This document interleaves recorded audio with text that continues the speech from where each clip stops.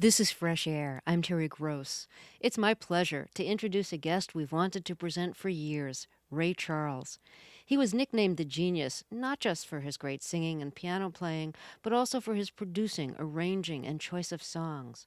Although he's considered to have virtually invented soul music, many of his great recordings were of country songs. In fact, his 1962 album, Modern Sounds and Progressive Country and Western Music, became one of his best known records and included one of his biggest hits, I Can't Stop Loving You.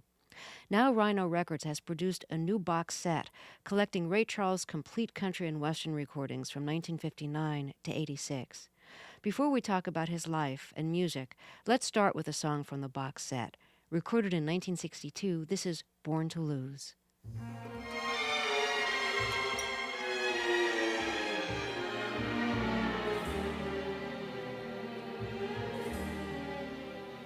Born to lose, I've lived my life in vain. Every dream has only brought me pain.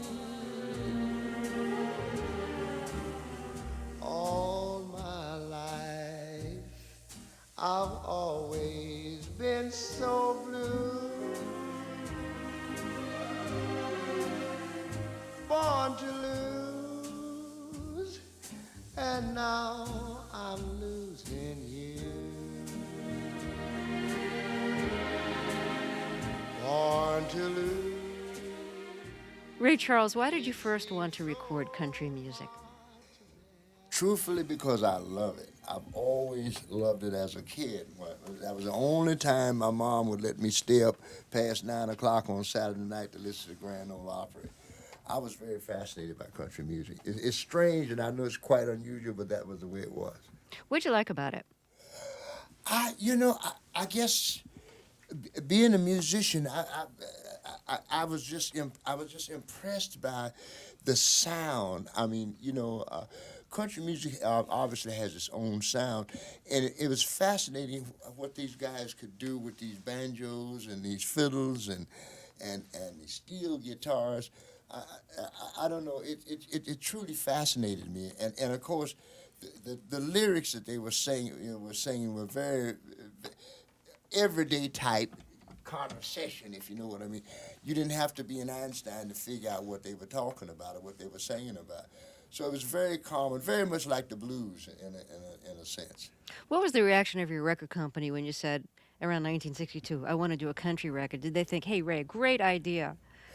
No, not exactly. No, but although I understand their concern, because I mean, at the time I was a pretty good selling artist over at ABC at the time, and but their concern is that I was a quote rhythm and blues artist unquote, and they thought if I started doing country music that I would lose a lot of fans, and of course if I lose fans, that means they would lose a lot of business too. So they did have. I thought their concern was legit. I mean, I understood what Sam Clark, who's the president at the time, was saying to me. He said, kid, I'm a little worried about that. I know it's what you want to do, but we're very worried that you may lose some fans. And my attitude was, well, Sam, you probably could be right, but I think that I'll gain more fans than I'll lose if I do it right. So he said, okay, it's your career. If you want to try it, go ahead and do it.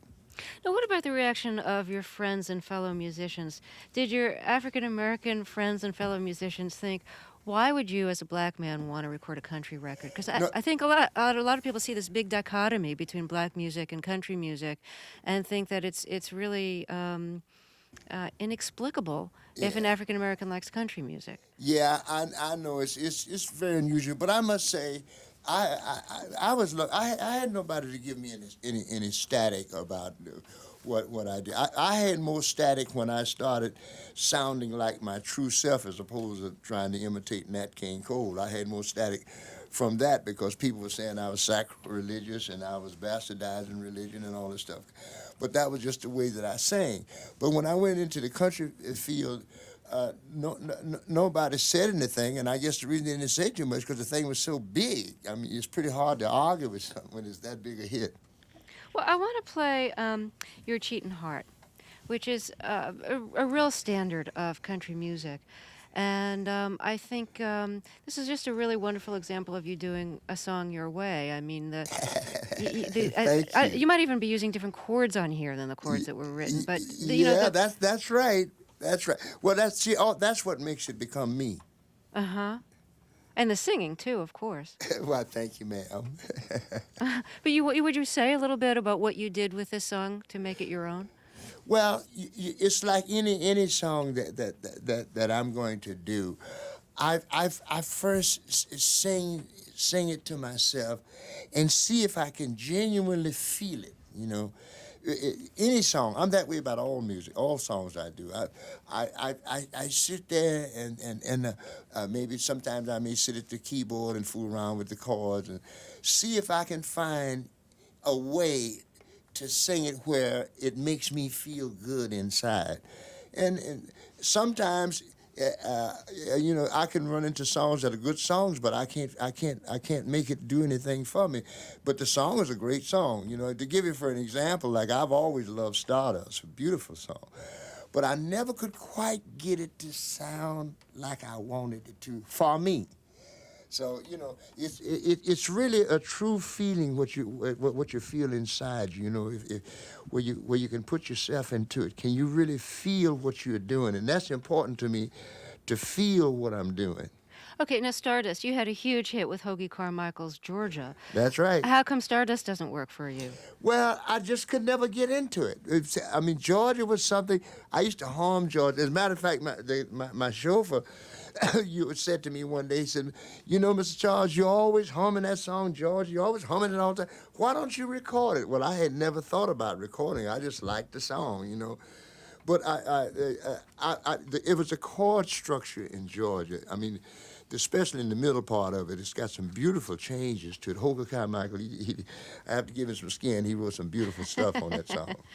Okay, well, I had you describe your version of Your Cheatin' Heart, and we haven't played that yet, so let me give that a spin now. This is the Hank Williams song, Your Cheatin' Heart, performed by Ray Charles, and this is from the early 1960s, one of the recordings included on the new Ray Charles box set, The Complete Country and Western Recordings, 1959 to 1986. Here it is.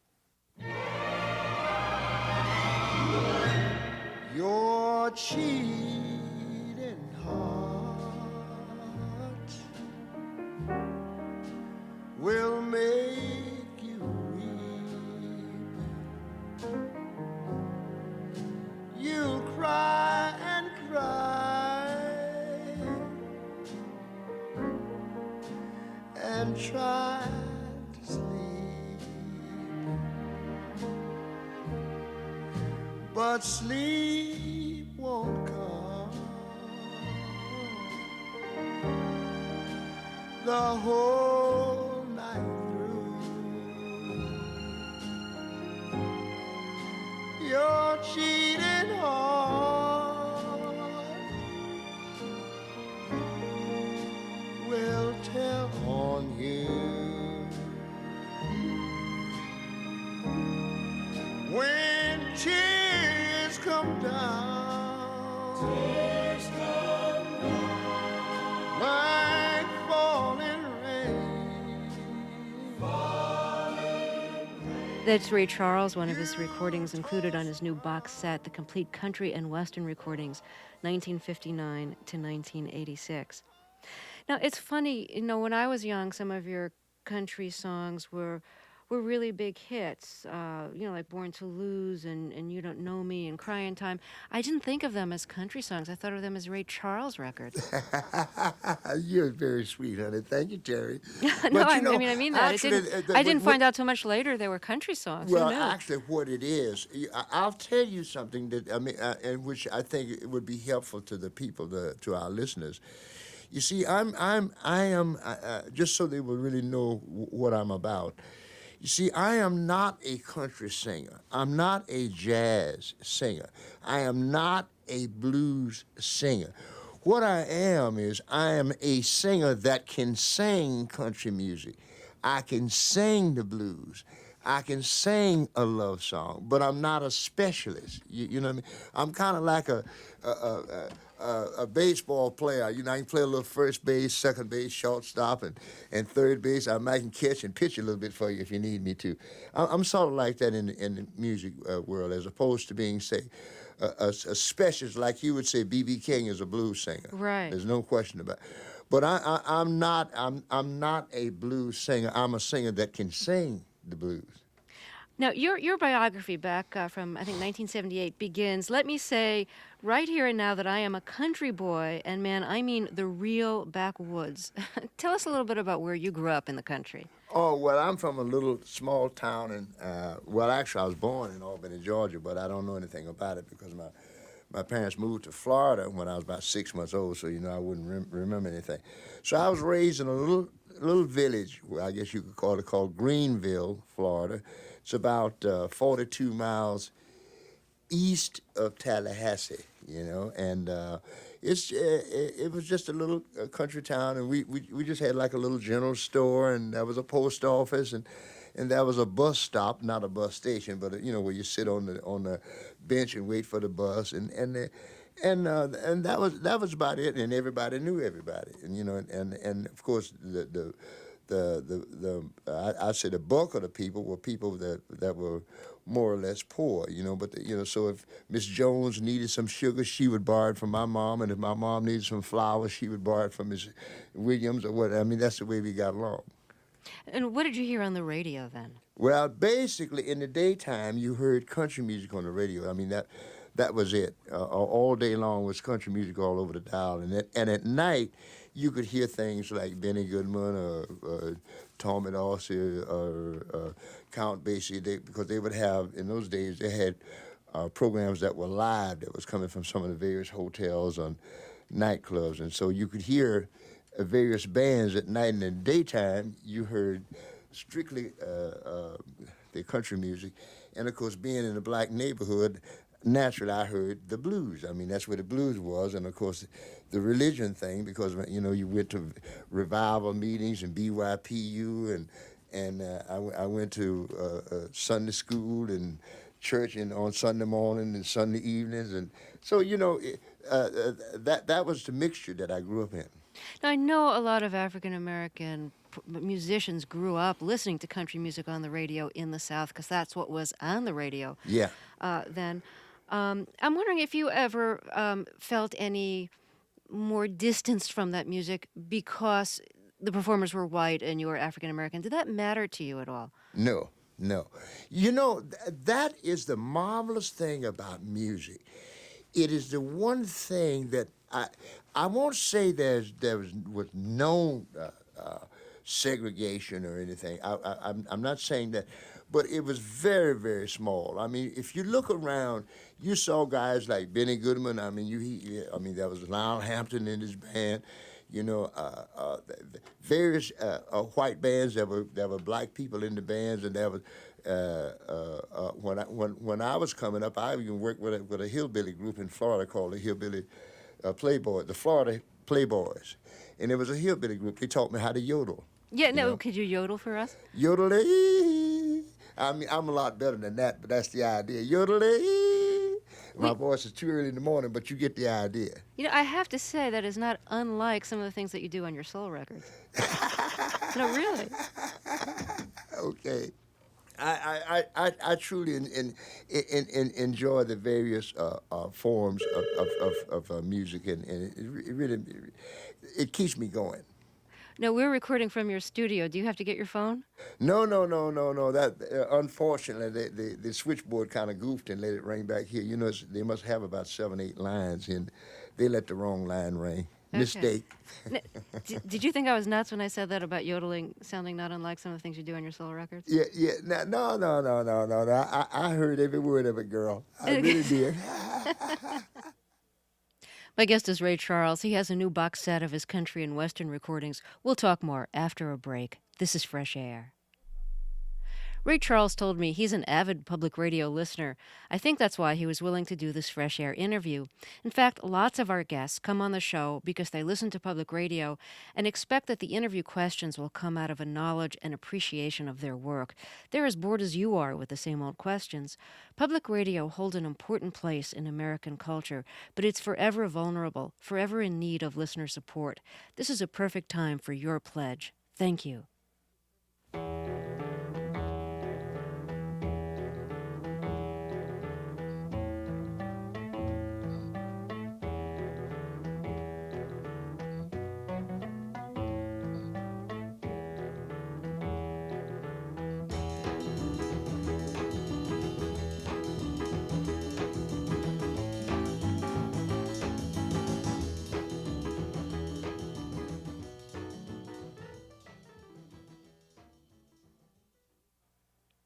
My guest is Ray Charles. He has a new box set of his complete country and western recordings. Now, I don't know if you know the Solomon Burke story about how after he had his first big hit, I think it was Just Out of Reach, Uh-huh. and he showed up at a country music concert. He was the performer, Uh-huh. and people only knew him from the radio. And Mm-hmm. when they saw that he was black, they thought that he was an impersonator. Oh, They oh, kind of wow. drove him out of town. Oh man, well, see, fortunately for me, I think what really happened with me, nobody expected me to be George Jones or Hank Snow or Johnny Cash. Right, because Nobody you were already Ray Charles. that's right. See, so when I went in the South and did these, they knew that the songs I was doing was me. I was not trying to be nobody but me. I And, want and, to. and I think that's the key. I mean, the main thing is you do what you do. That's it. Now, when you were playing in this hillbilly band in Florida, what Yeah. was your repertoire like? Oh, they played some of everything. They played, all the country songs at the time. Like, as a matter of fact, I can't think of the. Oh man, I'm not Ernest Tubbs, but there was another guy that was very big back in those days, and he used to do anytime you feeling lonely, anytime you feeling, you know. Oh man, it's a shame I can't think of the guy's name now, but he was very big. We used to play a lot of his stuff, a lot of Hank Williams songs. I mean, they played all the country, like all the artists in the country field that had hits at the time. And how'd you end up being in this country band? I got in there because through accident, I didn't have any money, so I would go down to the music store in the daytime because they had all these various pianos in there, and they would let me come in and play the piano, any piano I wanted to play. And that was fascinating to me because I could go and just fool around with various pianos. And so one day, the guy who was working in the store, he said to me, "Hey, our piano man is sick. Would you like to come in and sit in with the band?" I said, "Well, yeah, man, sure." Yeah, and so I went out that night and sat in with the band. I guess I must have stayed with them for about 6 weeks. That's not very long. Yeah. Oh, well, it was long enough for me to make a nice little piece of change because those guys work all the time. And did you sing lead? No. Well, I sang by myself. I mean, it wasn't like it was like a quartet. I sang what I sang, and of course they were all musicians, and there was another guy there also that sang too. But again, it was one of the kind of things where I sang my little stuff, and mainly I was a pianist, but I did have 3 or 4 things that I sang. I want to play another personal favorite from your country recordings, and this is "You Don't Know Me." Oh yeah, all right. Would you tell us about why you chose this song? Oh, I think again the songs that I choose, I start with the lyrics. What are the lyrics saying to me? What kind of story are they telling me? It's like, I guess it's like an actor who looks at a script, because when you look at lyrics, you gotta tell a story in 3 minutes. You don't have 2 hours like you do when you got a script. You gotta say what you gotta say and make it believable within 3 minutes. So I start with the lyrics, and when I start with the lyrics, I tell myself now, how many people will, will this song fit? I mean, does it sound like most people can relate to it? And you tell yourself, yeah, uh, uh, you give your hand to me, and then you say, I watch you walk away, you know. It's you can see, or you when you hear somebody says, I can't stop loving you, I made up my mind. Just think of the people say that, you know. And so I always start with the lyrics to see, does the lyrics carry any real meaning, not just for me, but for the people who are going to be listening to me. Well, let's hear You Don't Know Me. And the song was written by Cindy Walker and Eddie Arnold. And this is Ray Charles' 1962 recording of it, now reissued on his CD box set, The Complete Country and Western Recordings, 1959 to 1986. You give your hand to me, and then you say hello, and I can hardly speak. My heart is beating so, and anyone can tell. You think you know me well, but you don't know me. No, you don't know me. No, you don't know the one who dreams of you at night and longs to kiss your lips and longs to hold you tight. Oh, I'm just a friend, that's all I've ever been, 'cause you don't know me. No, you don't know me. For I never knew the art of making love, though my heart aches with love for you. Afraid and shy. Ray Charles with a song included on his new country and western box set on Rhino Records. Ray Charles will be back in the second half of the show. You're listening to Fresh Air. I'm Terry Gross, and this is NPR, National Public Radio. This is Fresh Air. I'm Terry Gross, back with more of our interview with Ray Charles. He has a new box set of his complete country and western recordings. He spoke to us from his recording studio. As we mentioned, you grew up in the country, and I think it was at about the age of 7 that you lost your sight, and you lost it gradually over a period of a couple of years. Did you realize what was happening?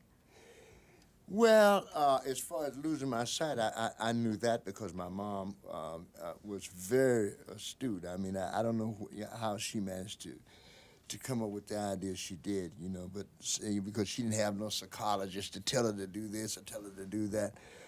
But she knew I was going to lose my eyesight. And so since she knew I was going to lose my sight, she started showing me how to get around and how to do things without seeing. Like she would tell me, okay, I'm going to show you where this chair is, okay? Now, since you can't see that chair, you're going to have to teach yourself to remember that that chair is there. Or you got to teach yourself to remember that that table is there. Or you got to teach yourself to remember to turn right when you get to da-da-da-da-da. And, of course, she started with me with that, with me when I started to lose my eyesight. So I gained an awful lot. And, of course, being that age, it wasn't as much of a shock as, say, it would be if I was, say, losing my sight at the age of 30 or 40 or something where you've seen all your life. Did you go through a long period of depression afterwards?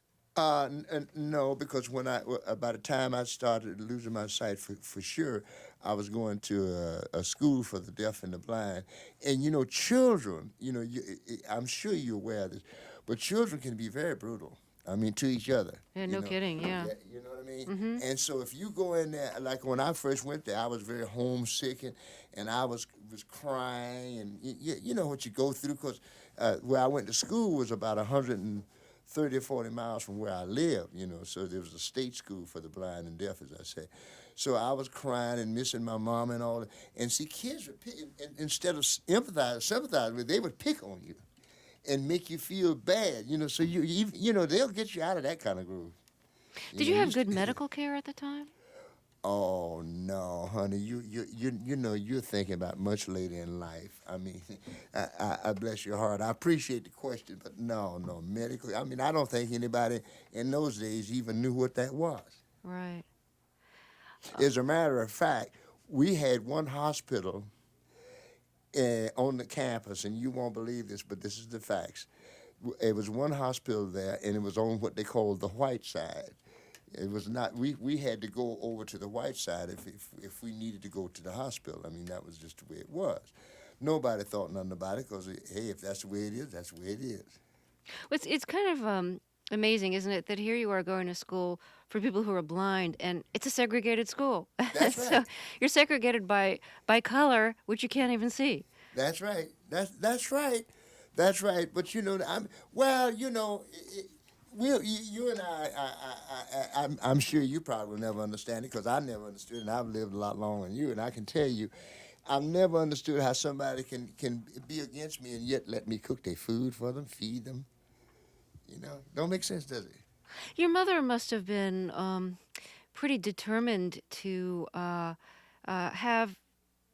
have you in the school. I mean, considering that she was pretty poor, that you lived in a backwoods area, to manage to get you to this school and maybe even force you to go because you probably wanted to stay home. That was Hmm. pretty good on her part. Oh yeah, well, as I said, she's very foresighted. I'll always love my mom when I stop to think about the things that you know, she really is responsible for me being what I am today because she instilled in me that it was vital that I be independent. It was vital because she would always tell me, even people who love you, your friends, you know, you need to do things for yourself because I mean there are times when they're busy when they might want to do it for you, but they don't have the time. And you need to know how to do things for yourself. Take care of yourself.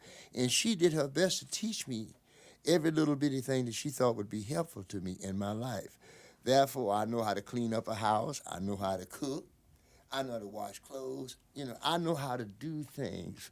That's why people are so surprised when they see me packing my bags. They say, "You mean you pack your own bags?" I say, "Yeah." Well, even if somebody else pack them, I have to tell them how to do it.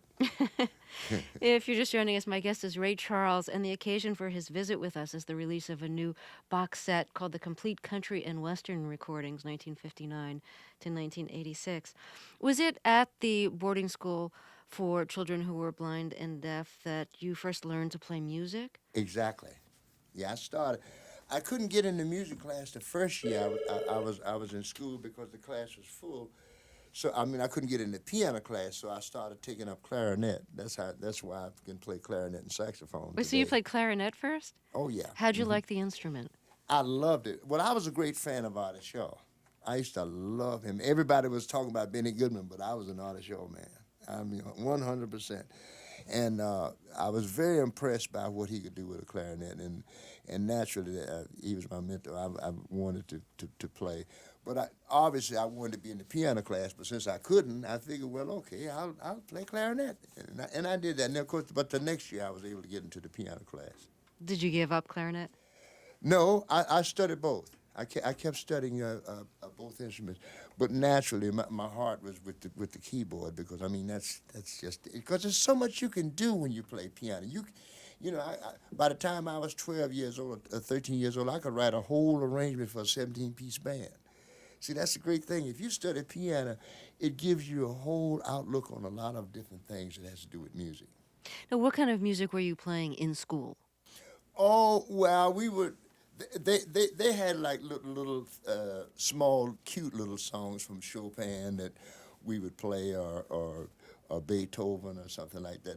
The little not the symphonies, but the little small vignettes or whatever you call those little Mm-hmm. things that you do, you know. And of course when I would write something, of course I would write some kind of current song, you know, that was being played you know, on the radio. I was just writing an arrangement for the band to play it. And I tell you, that's why I don't write a score today because I started out writing the parts first. You know, most times what arrangers do, I'm sure you know this, I'm just saying for the sake of the audience, arrangers write a score first. And then when they write the score, they write the parts. Well, I wanted to hear the music so bad, I'd write the parts first and write the score afterwards. It's kind of backward, right? Well, I interviewed Hank Crawford, who played in your band in the Yes, late yeah, '50s he and was early my copage '60s. for a lot of years. Yeah, yeah, and he was your music director for a while, Yeah, that's right. and he said that when you did an arrangement, what you would do would be to call out the notes That's in the right. He part. told you right. That's right. Yeah, and I thought that was so strange. I figured, oh, you'd sing the part for the person who is No, no, transcribing it, no, but you no, no, no, called no, out the no, no, no. notes. I would literally tell him what note to write down. If I tell him the notes, I don't have to worry about whether I'm singing it in or out of tune, do I? Well, that's a good point, right? All right? If I tell him the notes, it can't be no mistake. Uh-huh. You see what I mean? Yeah, I yeah. don't want to hum it. I want to, because I know how to tell him technically. All he got to do is write what I tell him. That way it can't be no mistake. Because if I hum it to him, I might not hum it just right, or he may not hear it right, or hear what I'm saying. But if I say it's C sharp is C sharp all over the world. My guest is Ray Charles. He has a new box set of his country and western recordings. We'll talk more after a break. This is Fresh Air. My guest is Ray Charles. Now, how old were you when you left school and set off on your own? I was about 15 when my mom died. So I left school after that year. And what was it like for you to first be on your own like that? Oh, it was tough, but I was lucky. Yeah, I mean, I was lucky because my mom had a friend that lived in Jacksonville, which, as I said, was about 100 some odd miles from Greenville.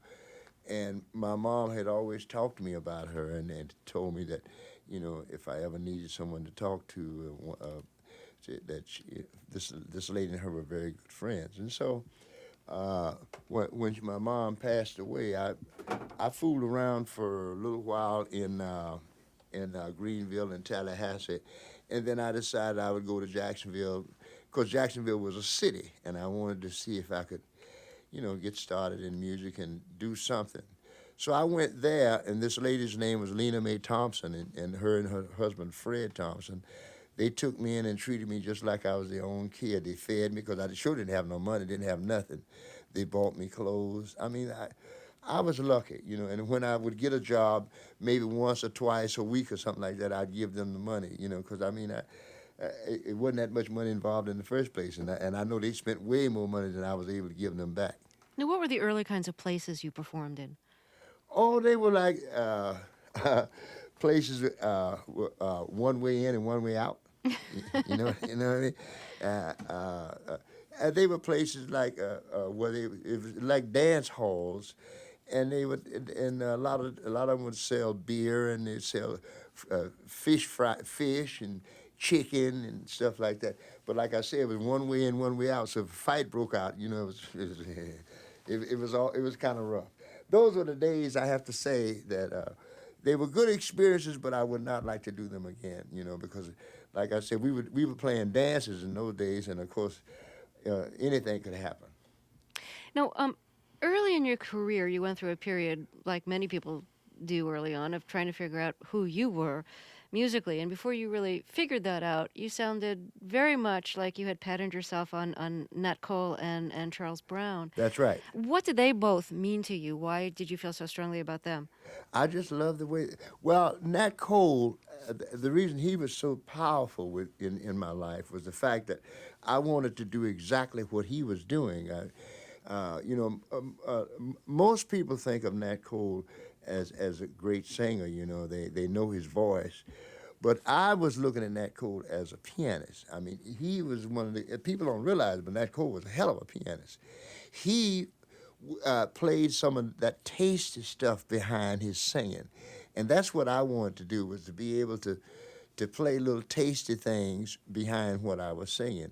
So I really tried to pattern myself after Nat Cole in the early beginnings of my career. And Charles Brown, the rhythm and And blues Charles singer. Brown had that real. I don't know how you would call it. He had that. He always sounded like he was pleading, begging. Really pleading in his songs or crying. And I like that. He always sounded like he was sincere. Whatever he was singing about, he was genuinely. He meant it. That's the way I took Charles Brown, and I liked, especially when he was singing the blues or something like "Merry Christmas, Baby" and stuff like that. Well, I thought we could listen to the very first recording that you made, which is Confession Blues. Oh my goodness, where did you find that? Oh, on one of your box sets. It was easy. Oh, brother. Yeah, that's one of the things where I was. You got me down pat. I guess I was about 17 years old at that time when I made that. This is 1949. Let's hear it, and then we'll talk about it. I wanna tell you a story of a boy who was once in love.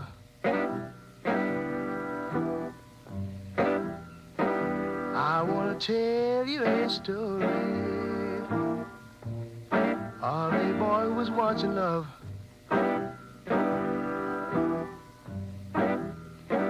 And how the girl that I loved robbed me of the happiness I dreamed of.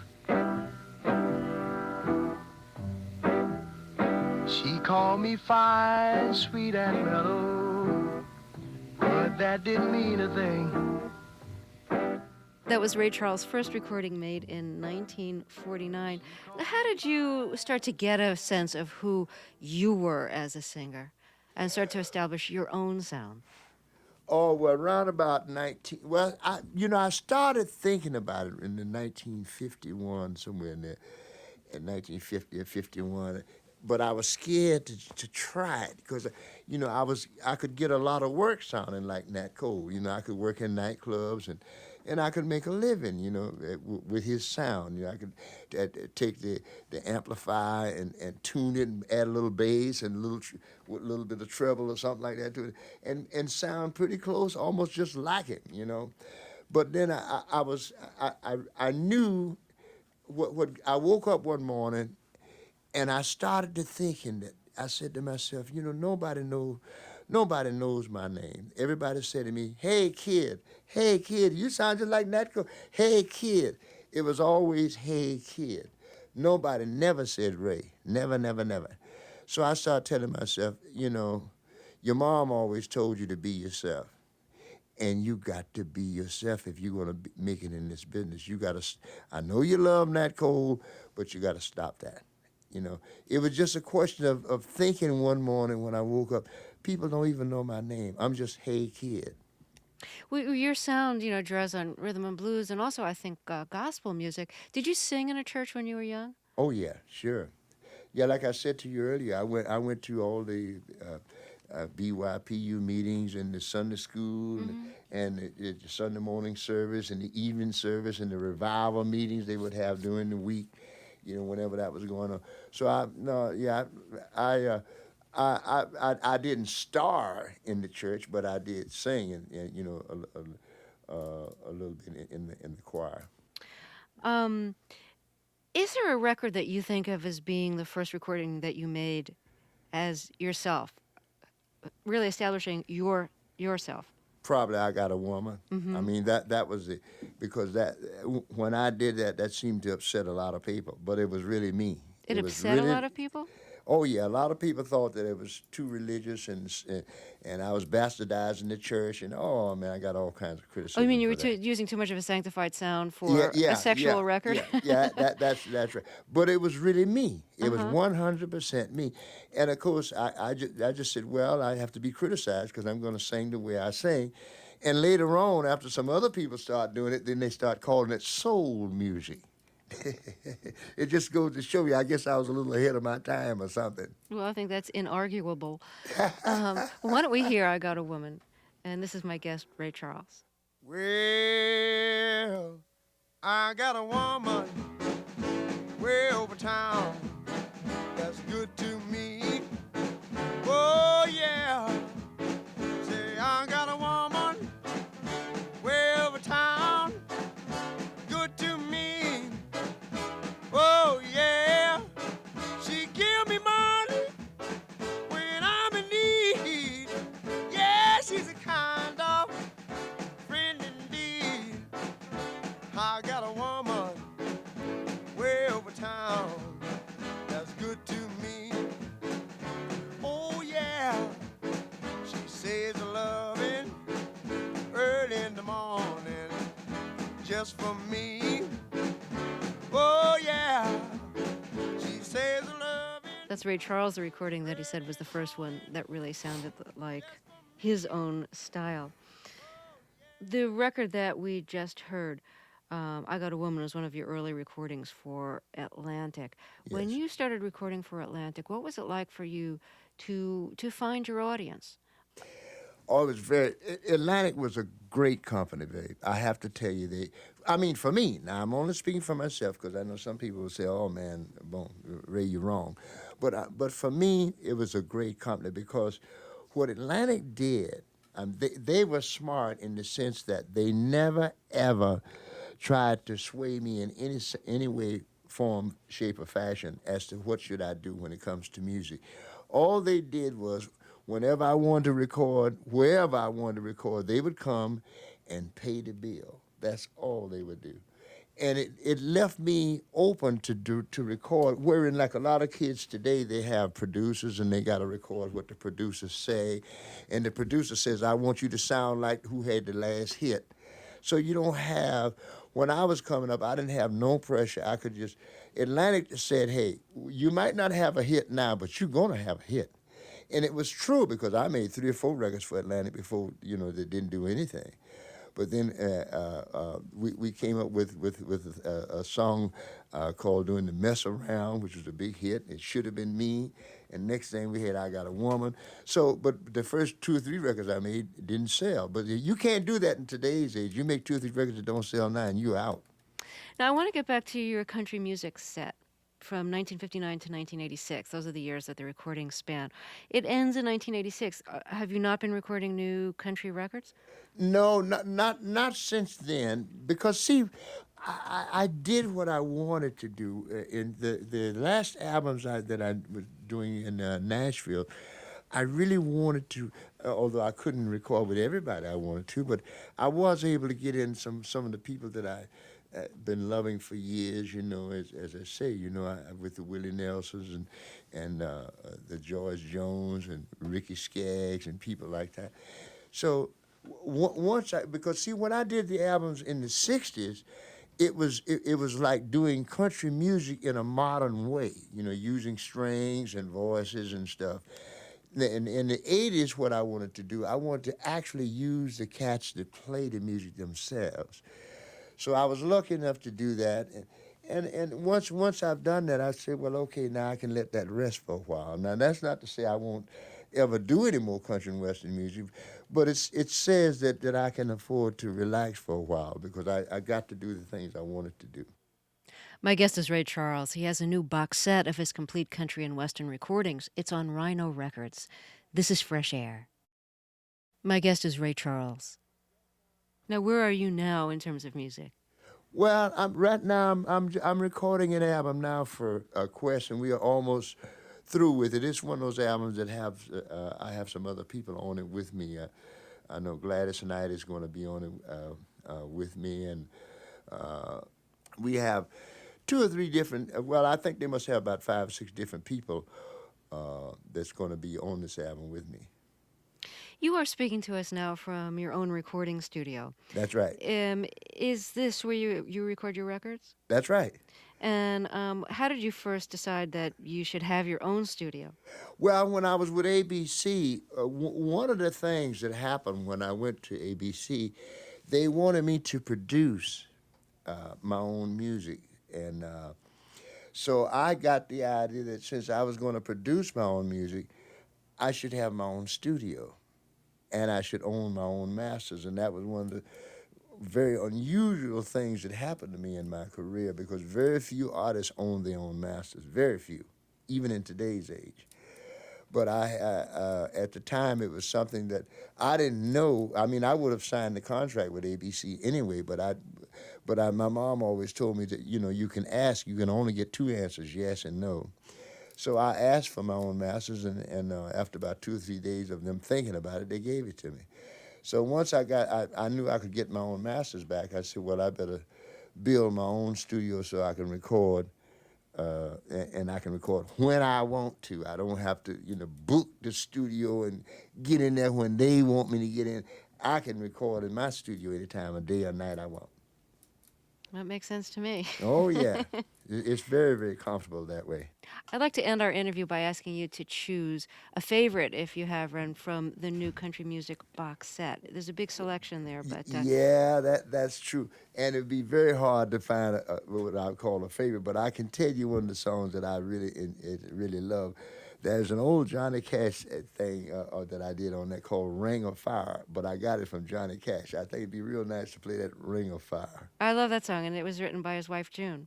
Oh, really? I didn't know that. Yeah. Oh, no kidding. Uh-huh. Oh, well, thank you for telling me that. So we'll end with Ring of Fire. Why do you love the song? Just think of the lyrics. Just think of the lyrics. Oh, love is a burning thing. You know, it talks, babe. It speaks to you. You know, I really didn't know what you just told me, but boy, well, I have to say, I'm very happy to hear that. Well, Ray Charles, it has been so wonderful to talk with you. I really thank you so much for your time. Terry, it's been good talking to you, and I just want you to know not only is it good to talk to you, but I'm gonna keep on listening to you too. It is an honor to hear you say that. Thank you. I really mean it. Thank you very much. Ray Charles, he has a new box set of his complete country and western recordings. It's on Rhino Records. Fresh Air's executive producer is Danny Miller. Our interviews and reviews are produced by Naomi Person, Roberta Shurock, Amy Salad, and Phyllis Myers, with Monique Nazareth and Anne-Marie Baldonado. Alan Tu directed the show. I'm Terry Gross. Here's Ring of Fire.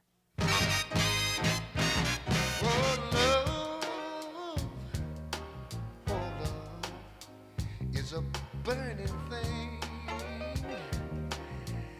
Yes, it is. And it makes, you know, it makes a fiery ring. Girl, you know I'm bound by wild desire. That's what you do to me, girl, because I fell into your ring of fire. You got me, baby. I fell into the burning ring of fire. I went down, down, down, and oh, the flame went higher, and it burns, burns, burns. The ring of fire, your ring of fire.